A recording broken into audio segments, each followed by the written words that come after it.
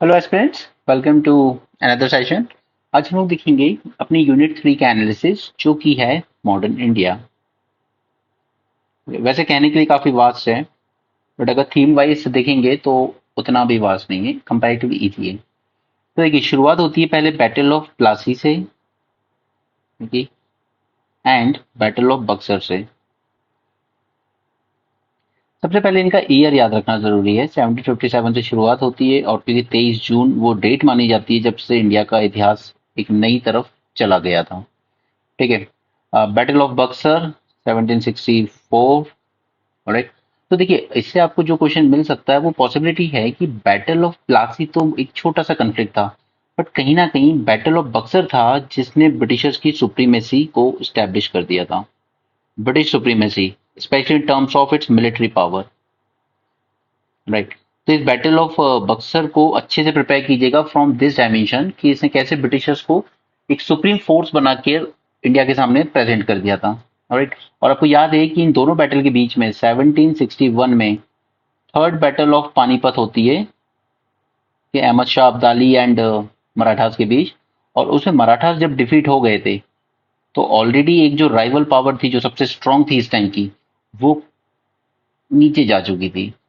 खत्म तो नहीं हुए थे मराठास, बट फिर भी काफी वीक हो गए थे इसके बाद के। और फिर देखिए 61 के बाद 64 में, वैसे 63 64 के बीच में हुई थी, तो आपको अलग अलग बुक्स में दोनों ईयर देखने को मिलेंगे। तो 64 में ब्रिटिशर्स ने बक्सर के द्वारा अपनी सुप्रीमेसी स्टैब्लिश कर ली थी। और ये सुप्रीमेसी इसलिए भी मानी जाएगी क्योंकि यहाँ पर तीन बड़ी पावर लड़ रही थी उस वक्त ब्रिटिशर्स के अगेंस्ट। एक तो खुद मुगल सेना under Shah Alam second. Right. दूसरा, अवध के नवाब थे जो शायद उस टाइम पे सबसे रिचेस्ट भी रहे होंगे और सबसे बड़ी पावरफुल आर्मी भी रही होगी, क्योंकि जब ये 1761 में बैटल ऑफ पानीपत हुई थी ना थर्ड, तब अब्दाली और मराठा दोनों ने कोशिश की थी कि अवध के नवाब का सपोर्ट मिल जाए, बट मराठास को नहीं मिल पाया था, अब्दाली को मिल गया था। इसलिए अब्दाली के जीतने की ये भी वजह थी कि उसकी फोर्सेस का नंबर बहुत ज्यादा था compare to Maratha. Marathas number में कम थे। तीसरा, यहाँ पे बंगाल का नवाब भी था, दैट इज मीर कासिम। तो जब ये तीनों पावर मिलके लड़ रही थी अगेंस्ट द ब्रिटिशर्स और ब्रिटिशर्स यहाँ पे जीत गए थे, और उनकी जो advance military rifles guns techniques training discipline use हुआ, उसने दिखा दिया था कि yes, Britishers are here to stay and they are the biggest power now. और तो ये दो बैटल में से आप बैटल ऑफ बक्सर को इंपॉर्टेंटली तैयार करेंगे। नेक्स्ट हम लोग आ जाते हैं, इस टाइम पे डेक्कन में कुछ लड़ाइयां वगैरह हुई हैं, तो अगर मुझे जहां तक लगता है वहां से अगर आपसे पूछा जाएगा तो सिर्फ या तो वो हैदर अली के बारे में आपसे पूछ सकते हैं, राइट, या फिर आपको तात्या टोपे के बारे में पूछेंगे। ये दो आपके वहां से एक इंपॉर्टेंट क्वेश्चन बन सकते हैं। रही बात कार्नेटिक वॉर की, तो इसमें आप इतना ज्यादा याद रखने के लिए टाइम वेस्ट मत कीजिएगा, आप बस ईयर याद रखिएगा कब कब हुई थी। ठीक है। और किस ट्रीटी से फिर वो एंड हुई है, ट्रीटीज जिस ट्रीटी से भी वो एंड हुई हो, like treaty of Aix la Chapelle and so on. ठीक। बस इतना ही करना, साउथ इंडिया की जो लड़ाइयां हुई थी उस टाइम ब्रिटिशर्स की, उससे ज्यादा आप आगे मत ट्वेल करना इन सब में। ठीक है। नेक्स्ट चलिए आते हैं हम थोड़ा सा इंडियन रेनेसा की तरफ से, कि इस पे काफी क्वेश्चन आते हैं।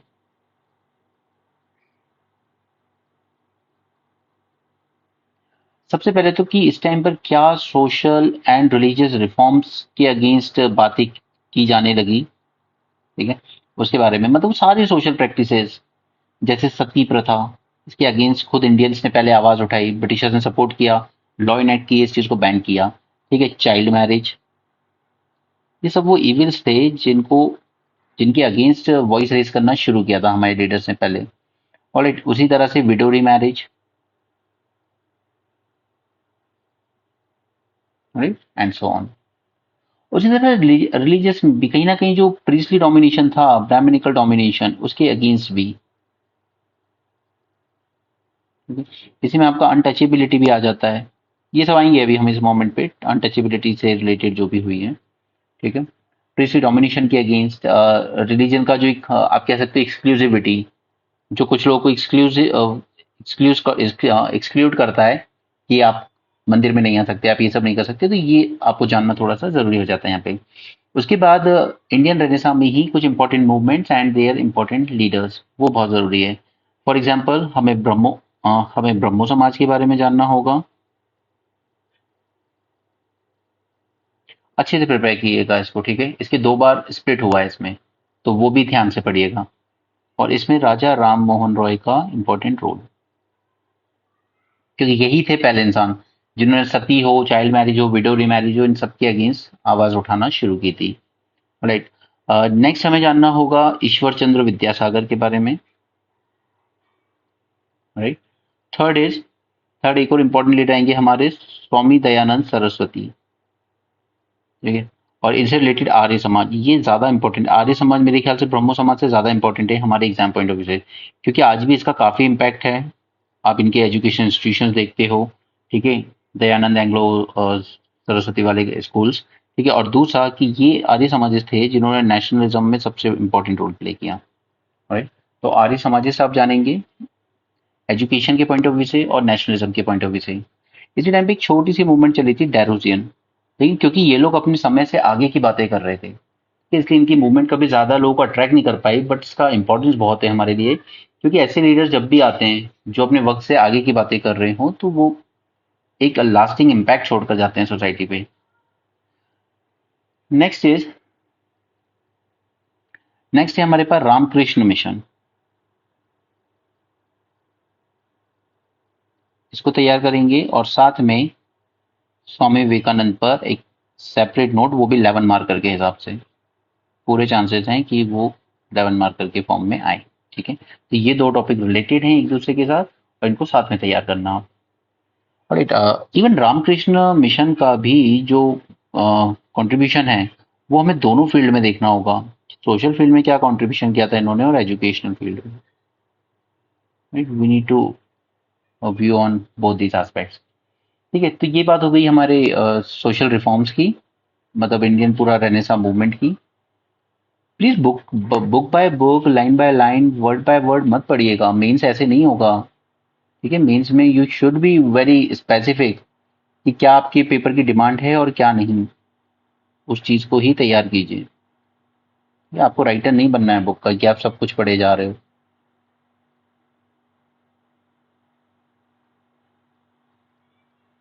ऑलराइट।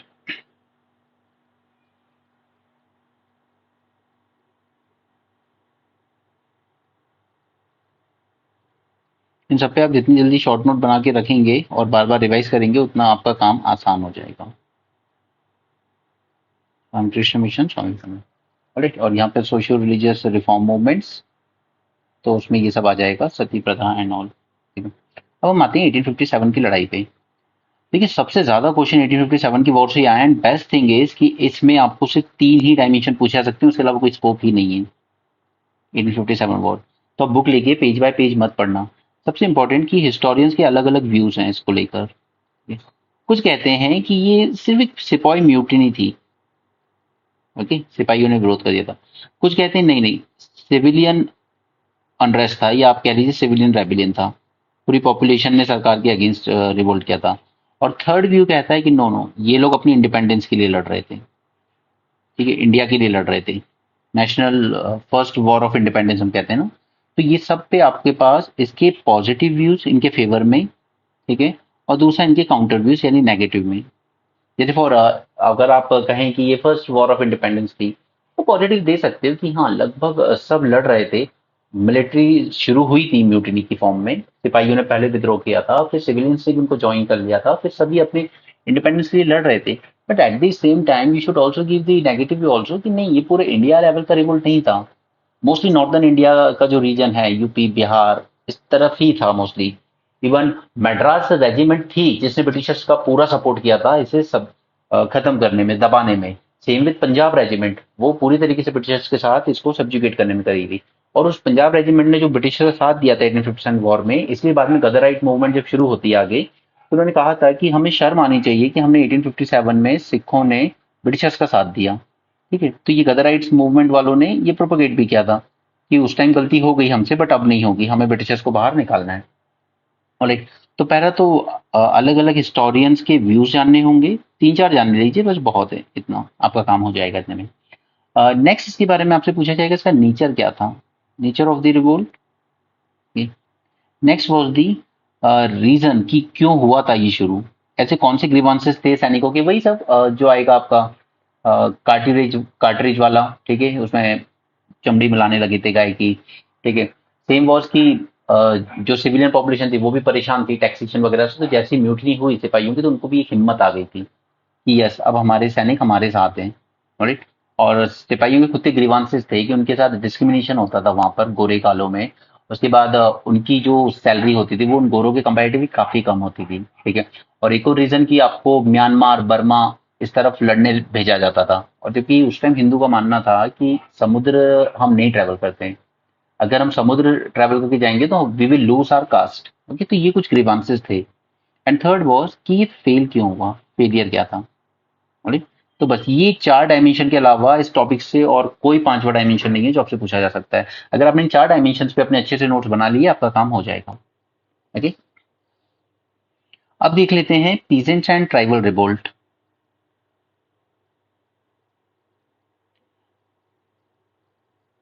होने को तो बहुत सारे हैं, ठीक है, छोटे बड़े सब आप देख सकते हो, बट हम हमें सिर्फ वो प्रिपेयर करने हैं जो हमारे एग्जाम्स में आने की सबसे ज्यादा पॉसिबिलिटी है।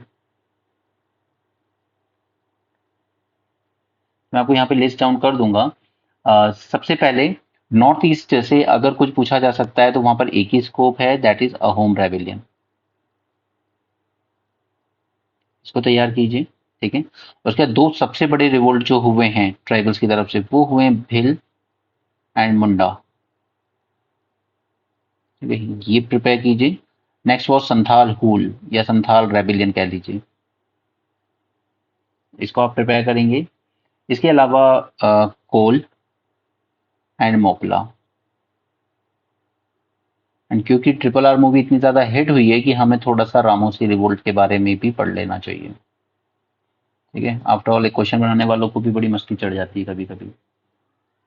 इसके बाद स्पेसिफिकली इन जनरल, किसी एक रिवोल्ट की बात नहीं कर रहा हूं मैं, specifically in general you should know about their grievances, क्या क्या रीजंस क्या थे कि इनको रिवोल्ट करना पड़ा था, ठीक है। Reasons for their revolt in general, same as tribals में कि इसमें भी ऐसे रीजंस क्या थे कि रिवोल्ट करना पड़ा, जैसे कि ब्रिटिशर्स लेके आ गए फॉरेस्ट लॉज, ठीक है, फॉरेस्ट लॉज लेकर आ गए। उससे क्या हुआ कि आपकी जो माइनर फॉरेस्ट प्रोड्यूस वगैरह होते थे, जैसे आप अपने मवेशी चराने जा रहे हो वहां ब्रिटिशर्स ने उस पर बैन लगा दिया, आप नहीं जाओगे अंदर, हम प्रोटेक्टेड ये फॉरेस्ट, तो फिर कहाँ जाए वो अपनी लाइवलीहुड लेके, उन्हें तो अपने मवेशी अपने जानवर चराने हैं ना। तो माइनर फॉरेस्ट प्रोड्यूस पे आपने गवर्नमेंट का कंट्रोल कर दिया, ठीक है। आप ट्री कट करने नहीं दे रहे हो, जबकि उस टाइम कोई गैस सिलेंडर जैसा तो था नहीं, अल्टीमेटली तो उन्हें चाहिए ना वो सब अपना खाना वगैरह पकाने के लिए, पेड़ काटने होंगे, तो इन लोगों ने अलाउ कर दिया। आप नए नए फॉरेस्ट लॉस लेकर आ गए, ठीक है, आपने सारी रेस्ट्रिक्शंस प्लेस कर दी ट्राइबल्स पर। उसके बाद जो आउटसाइडर्स हुआ करते थे उनका इंटरफेरेंस बहुत बढ़ गया यहाँ पर, आपने वो वर्ड सुना होगा रिवोल्ट टाइम डिकूस, ठीक है, सारे आउटसाइडर यहाँ के बस गए। लैंड होल्ड ये क्या बोलते हैं इनको, मनी लैंडर्स, ठीक है, ये बहुत आ गए, जबरदस्ती उनको डेप्थ में फंसाया जाता और फिर उनकी जमीन छीन ली जाती, क्योंकि मनी लैंडर्स का इंटरफेरेंस अब बहुत बढ़ गया। तो ये सब कुछ रीजन बने जिस वजह से ट्राइबल्स ने रिवोल्ट किया था। उसी तरह के पीजेंट्स की बात करें तो इन पर रेंट बहुत ज्यादा वसूल करने लगे थे आप उस पे, इनके खेत पे, ठीक है, टैक्सेशन बहुत हैवी था, राइट। उसके बाद फिर आपने वो इंडिगो रिवोल्ट वगैरह जब पढ़ा होगा तो उसमें सुना होगा कि जबरदस्ती लोन दे दिया जाता था कि आपको इंडिगो उगानी है, तो आप कह सकते हो कि उनकी फूड हैबिट फूड वगैरह के कल्टीवेशन से ज्यादा कमर्शियलाइज कर दिया था आपने हमारे एग्रीकल्चर को। आप वो क्रॉप उगवा रहे हो जो आपको बाहर एक्सपोर्ट वगैरह करने हैं अपने ब्रिटेन और अमेरिकन कंट्रीज में, ठीक है, आप वो नहीं उगाने दे रहे हो हमें जो हमारे लोगों को जरूरत है। तो ये सब कुछ ग्रीवांसेस बने पीजेंट रिवोल्ट के, और तो इसको तैयार कीजिए अच्छे से। Next next you should prepare यहाँ से कि अब देखिए 1885 में क्या होगा, इंडियन नेशनल कांग्रेस बनेगी, ठीक है। ऐसा नहीं है कि ये पहली पार्टी थी, इससे पहले भी काफी सारी बनी थी, ठीक है, जैसे मैड्रास महाजन सभा, ठीक है, पुणे सार्वजनिक सभा, और उसी तरीके से क्या नाम था उसका, बंगाल में बनी थी सुरेंद्रनाथ बैनर्जी के द्वारा, आई एम सॉरी मैं इसको रिकॉल नहीं कर पा रहा उस नाम को, सुरेंद्रनाथ बैनर्जी के द्वारा, ठीक है। इस तरीके से काफी सारी बॉडीज बनती चली गई। और उसके बाद फाइनली फिर 1985 में आईएनसी बनी। तो इसमें आपको पढ़ना होगा एओ ह्यूम का रोल ऑफ एओ ह्यूम। ठीक है, तो इन पे एक शॉर्ट नोट तैयार रखिएगा इसके लिए। राइट। और फिर आईएनसी के बनने के बाद से कैसे हमारे यहाँ पर राइज हुआ नेशनलिज्म का, राइज ऑफ नेशनलिज्म, कैसे लोगों को अवेयर कराया गया। रोल ऑफ प्रेस, प्रेस का सबसे बड़ा रोल था जागरूक करने के लिए रोल। ठीक है, हमारे ये जो राइटर्स वगैरह थे इनका बहुत बड़ा रोल था, क्योंकि इन्होंने क्या शुरू किया था, इकोनॉमिक क्रिटिक। ये एक्सपोज कर रहे थे ब्रिटिशर्स की इकोनॉमिक पॉलिसीज को। ठीक है, इसमें आपको याद होगा ड्रेन ऑफ वेल्थ थ्योरी दी थी दादा भाई नौरोजी ने, ड्रेन ऑफ वेल्थ थ्योरी। ठीक है, सेम आरसी दत्त ने लिखी थी एक economic critic of India, economic critic of British.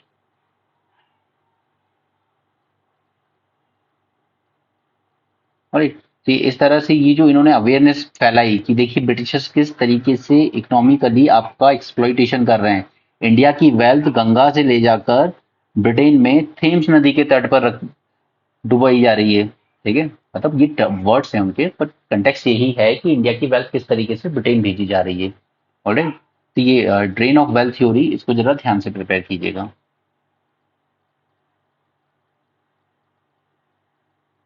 Next अब आप आते हैं मॉडरेट फेज, एक्सट्रीमिस्ट फेज और गांधीयन फेज।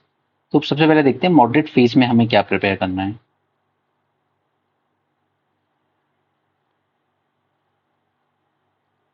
आपको लोगों को पिछले 2 लेक्चर अगर पसंद आए हों तो प्लीज़ एक बार कमेंट सेक्शन में बताया कीजिए, ताकि उससे क्या होता है कि अगर कोई नया बच्चा देख रहा है पहली बार उस वीडियो को, तो एटलीस्ट लोग क्या आजकल पहले कमेंट सेक्शन खोल के देखते हैं कि हम इस वीडियो को देखना, इसमें टाइम देना वर्थ है या नहीं। तो प्लीज़ अपने कमेंट सेक्शन में लिखा कीजिए अगर आपको पसंद आता है तो।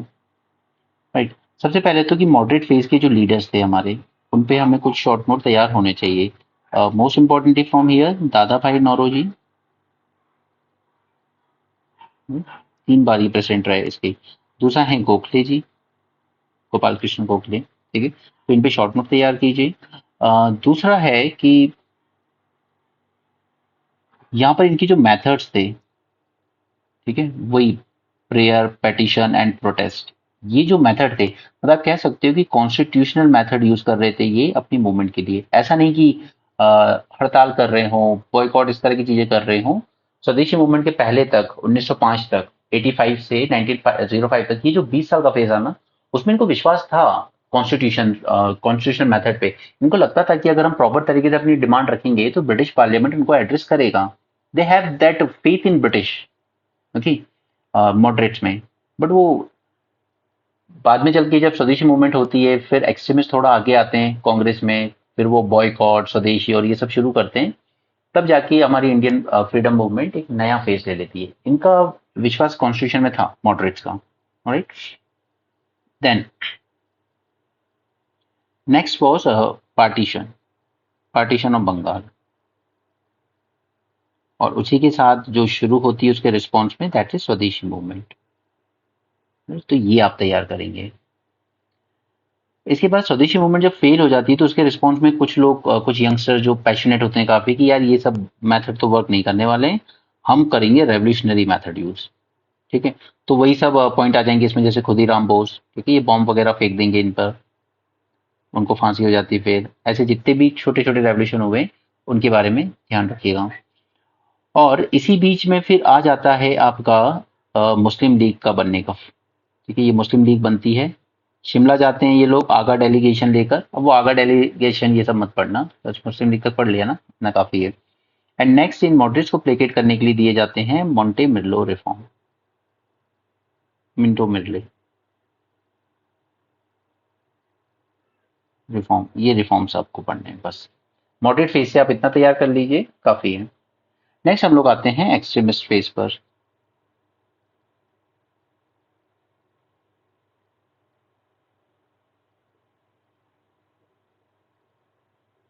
कभी भी मेंस की तैयारी ना आप बिना एक आउटलाइन बनाए मत कीजिएगा, इट्स इम्पॉसिबल। वरना तो आप सिर्फ किताब ही पढ़ते रह जाओगे सालों साल, कई साल खराब हो जाएंगे फोकट आपके। चलिए अगेन सबसे पहले हम आते हैं लीडर्स पे। लीडर्स में आप जानती हैं लाला लाजपत राय, बाल गंगाधर तिलक, ठीक है, Bipin Chandra Pal and so on. इस तरह से हमें कुछ लीडर्स प्रिपेयर करने हैं एक्सट्रीमिस्ट फेस से। एंड इसके अलावा बाल गंगाधर तिलक इसमें हो गए, एनी बेसेंट का रोल भी जानना है हमें। चलिए उसको हम इसमें अलग ही लिख लेते हैं, क्योंकि इसी टाइम पे जो सबसे important home rule league movement होगी ये जानना है हमें। दोनों के अंडर में, तिलक जी के अंडर में भी होगी एक, और एक एनी बेसेंट के अंडर में भी होगी। तो सिर्फ मूवमेंट ही नहीं जानना है आपको, इन दोनों लीडर्स का कंट्रीब्यूशन का भी एक नोट प्रिपेयर करके रखना चाहिए अपने पास। ऑलराइट, उसके बाद ये लोग वापस से कांग्रेस में सब कुछ ठीक करने की कोशिश करेंगे। ऊपर सूरत स्प्लिट देखा हमने, सूरत स्प्लिट, सॉरी मैं शायद आपको बताना भूल गया यहाँ पर, सूरत स्प्लिट, और सूरत स्प्लिट भी प्रिपेयर करना है आपको। ठीक है, अभी सूरत स्प्लिट के बाद जब यहाँ पर आकर दोबारा कांग्रेस को एक किया जाएगा तो उसके लिए साइन किया जाएगा Lucknow pact 1960। Lucknow pact sign हो गया तो फिर आगे चल के आपको पता है कि वर्ल्ड वॉर शुरू होगी 14 के आसपास। तो गदर मूवमेंट बहुत इंपॉर्टेंट हो जाती है यहाँ से। ठीक है? हमारे गदर मूवमेंट के एक फेमस लीडर जिन पे हमें नोट तैयार होना चाहिए, दैट इज लाला हरदयाल। हर एक लीडर के बारे में मत करने बैठ जाना आप। ठीक है, लाला हरदयाल का रोल अच्छा है। एक आप कह सकते हो कि करतार सिंह सराभा का रोल भी था इसमें। ठीक है, तो इनको फांसी दे दी गई थी अंग्रेजों द्वारा। ये पंजाब में आए थे प्रोपोगेट करने आइडियाज। ठीक है, गदर मूवमेंट का जो न्यूज़पेपर था उसके बारे में बस दो चार लाइनें जान लेना। ठीक है, उसका एक बड़ा फेमस लाइन था कि हम 30 करोड़ भारतीय अपने 60 करोड़ हाथों को यूज करके इन लाख भर अंग्रेजों को निकाल कर फेंक सकते हैं। ओके, फिर यहाँ पर दो मूवमेंट आ जाएंगी, एक तो आ जाएगी खिलाफत और दूसरा हमारा आ जाएगा नॉन कॉपरेशन मूवमेंट। ये गांधी जी आ जाएंगे तब तक। राइट,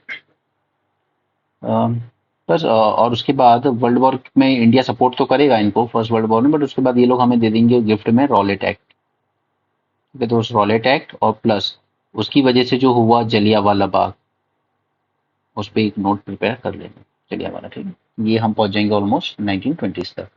ये तो मॉडरेट फेज हो गया, एक्सट्रीमिस्ट फेज हो गया। अब हम आ जाते हैं गांधीयन फेज पे। अभी आजकल लोग क्या गांधी जी को गाली देने के लिए तो छोटे छोटे बच्चे भी उन्होंने ये क्या नाम वो किया, बट आज आप लोग के साथ एमपीपीएससी में इतने साल से गलत हो रहा है। कभी आप लोग प्रोटेस्ट कर लेते हो थोड़ा बहुत, फिर शांत हो जाता है सब कुछ। 2018 के बाद से अब तक कोई ज्वाइनिंग नहीं हुई है। इरिस्पेक्टिव ऑफ एग्जाम हो रहा है, रिजल्ट आ रहा है, डजेंट मैटर, ज्वाइनिंग नहीं हुई एक भी।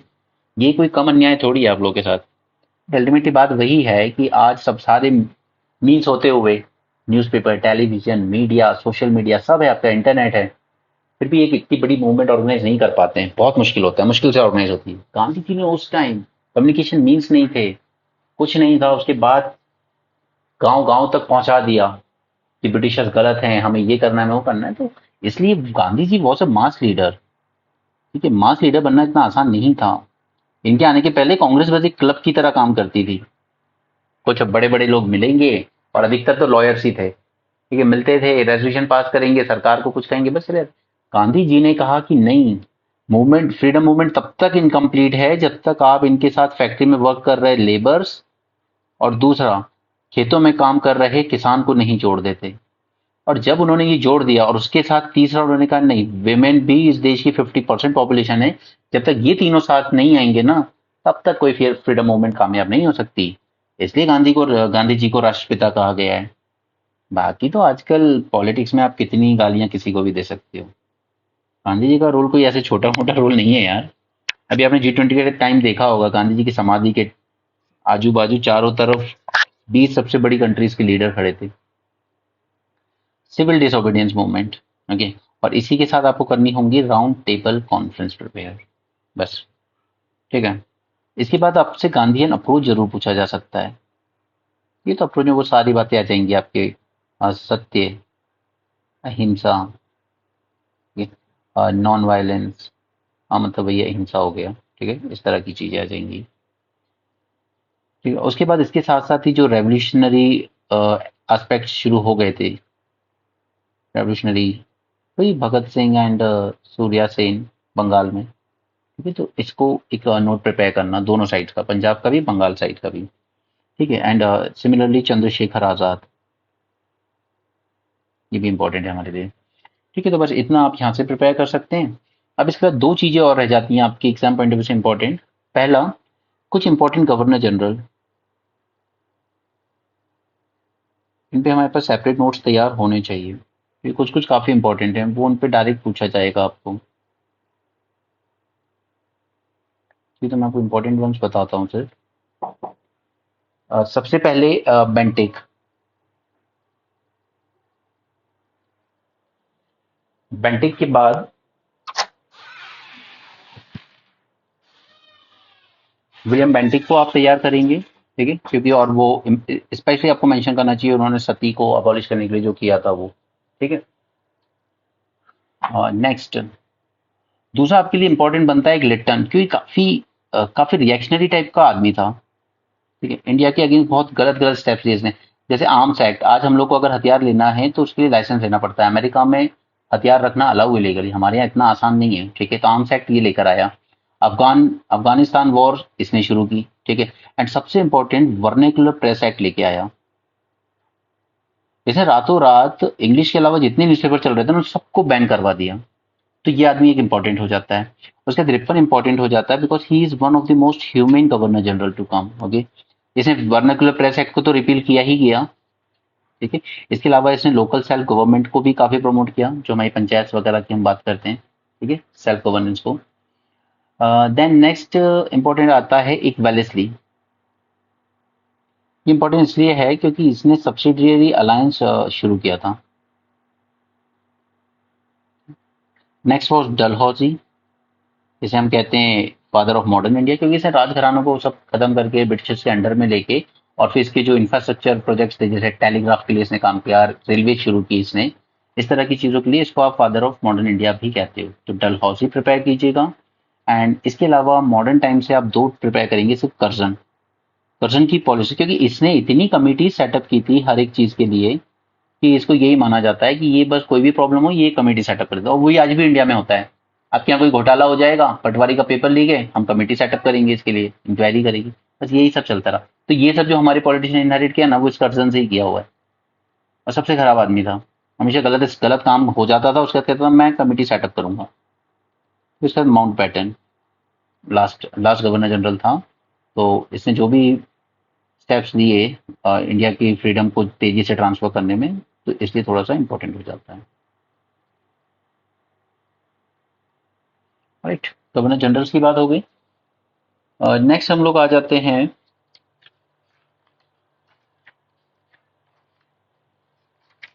अपने कुछ इंपॉर्टेंट रिफॉर्म्स वगैरह जो हुए थे। तो एक तो यहाँ से तीन चीजें जरूर प्रिपेयर कर लेना: Cripps mission, cabinet mission and Mountbatten plan.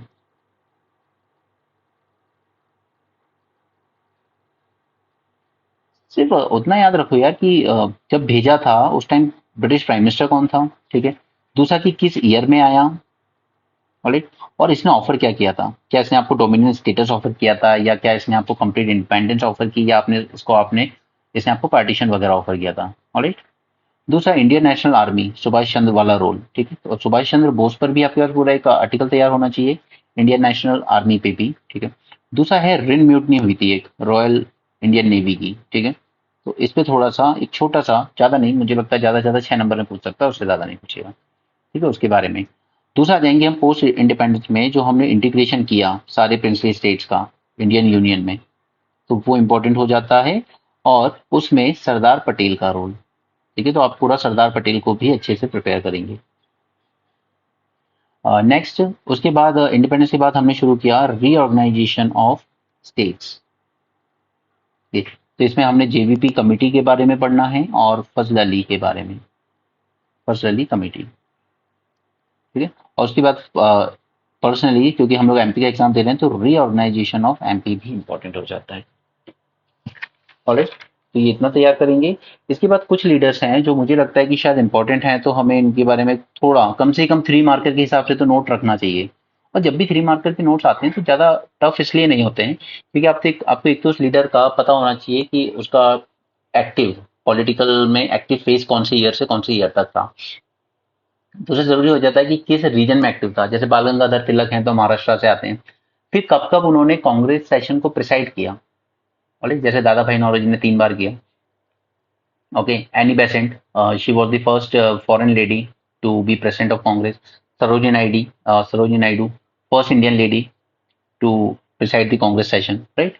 तो इस तरीके से आप उन पे तैयार करेंगे छोटे छोटे लेक्चर्स। इसके अलावा कुछ लीडर्स हैं जिन पे मैं आपको नाम दे देता हूँ। एक तो लाला हरदयाल, मैं उस पर बता चुका हूँ शायद पीछे इनका नाम, ठीक है, तो इसमें नहीं बता रहा। राजकुमार शुक्ल, क्योंकि यही थे जिन्होंने गांधी जी को पहली बार कोई सत्याग्रह करने के लिए ये लेके गए थे चंपारण, ठीक है, तो वहां पर उनके साथ एक्टिव थे। नेक्स्ट, ज्योतिबा फूले का रोल नहीं भूल सकते हम, ज्योतिबा फूले, राइट। राजेंद्र प्रसाद, राजेंद्र प्रसाद भी चंपारण में थे, ठीक है, और ये हमारी कॉन्स्टिट्यूंट असेंबली के वो भी बने थे, हेड, जब कॉन्स्टिट्यूशन बनाया जा रहा था, राइट। इसके बाद सरोजिनी नायडू, ठीक है, ये धसाना सत्याग्रह में भी थी गांधी जी के साथ, ठीक है। सरोजिनी नायडू, जब गांधी जी को रोक लिया गया था तो फिर इन्होंने सत्याग्रह को लीड किया था। उसके बाद कुछ लीडर जिन्हों का रोल हम बाद में ज्यादा जानते हैं इंडिपेंडेंस के बाद, बल्कि पहले भी एक्टिव थे, जैसे जगजीवन राम बाबू, ठीक है। सी राजगोपालाचारी, पहले गांधी जी ने माना था कि C Rajagopalachari will be my successor, फिर बाद में 1942 के आसपास उनको लगा नहीं, Nehru will be my successor, but ये फिर भी हमारे इंडिया के, इंडिपेंडेंट इंडिया के फर्स्ट गवर्नर जनरल बने थे, राइट।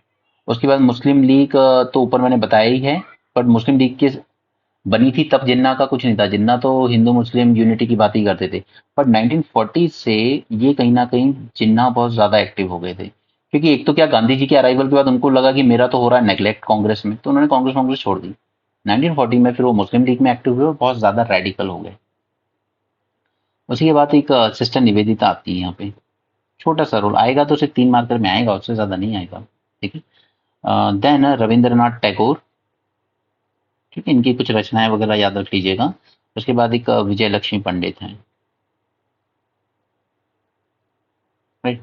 तो इन सब पे छोटे छोटे नोट, ज्यादा नहीं बोल रहा हूँ मैं, हार्डली 3 मार्कर में ही आएंगे, ही आएंगे। तो जो बड़े में आ सकते हैं वो मैंने ऊपर ही बता दिए आपको, contribution of Subhash Chandra Bose, contribution of Sardar Patel and so on, ठीक है। तो वो सब हम ऊपर बात कर चुके हैं, तो उनको मैं यहाँ पे दोबारा नहीं लिख रहा हूँ। मिशन की बात है तो आप बस ये 3 तैयार कीजिएगा, राइट। गवर्नर जनरल, तो ये मैंने आपके सामने लिख दी है लिस्ट, जो मुझे लगता है कि आपके एग्जाम के लिए इंपॉर्टेंट है। तो ये था पूरा एनालिसिस आपका unit number 3, paper GS paper 1 part A का, ठीक है। तो मेरे ख्याल से अगर आपने इतना तैयार कर लिया तो आप अच्छा स्कोर कर जाएंगे। अगर इसके बाद भी कोई डाउट रह जाए तो आप मुझे पर्सनली इस नंबर पर फ़ोन कर सकते हैं, या फिर आप मुझे टेलीग्राम पर भी कॉल या मैसेज कर सकते हैं। आईडी है इजी एज 51, ऑलराइट। बट ये वीडियो को वही फॉलो करें जो स्पेसिफिकली इस बार मेंस दे रहे हैं। अगर अगले साल के लिए दे रहे हो तो आराम से करो, कोई जल्दी नहीं है। जैसे मैं उनके लिए बता रहा हूँ जिनके पास टाइम कम है, जिनको लग रहा है कि हम अच्छे से प्रिपेयर नहीं कर पा रहे हैं, तो ऐसा नहीं है, okay. And my name is Brijesh Kaur, right. About my experience then pre mains in UPSC and two mains in BPSC, right. क्योंकि आप मेरे कुछ पूछते थे कि आपकी क्या क्वालिफिकेशन है। And about me, that no, I am no more preparing for any exam, because being at the age of 33 years, I don't think it's worth joining any service. Right? It's time of you, the youth. Okay, so you should go for it and serve your nation. So अगर कोई doubt रह जाए आप मुझे personally call कर सकते हैं। Thanks for joining this session, and अगर पसंद आए, हेल्पफुल लगता है तो प्लीज़ लाइक करें, अपने दोस्तों के साथ शेयर करें। Thank you, have a great day and keep learning.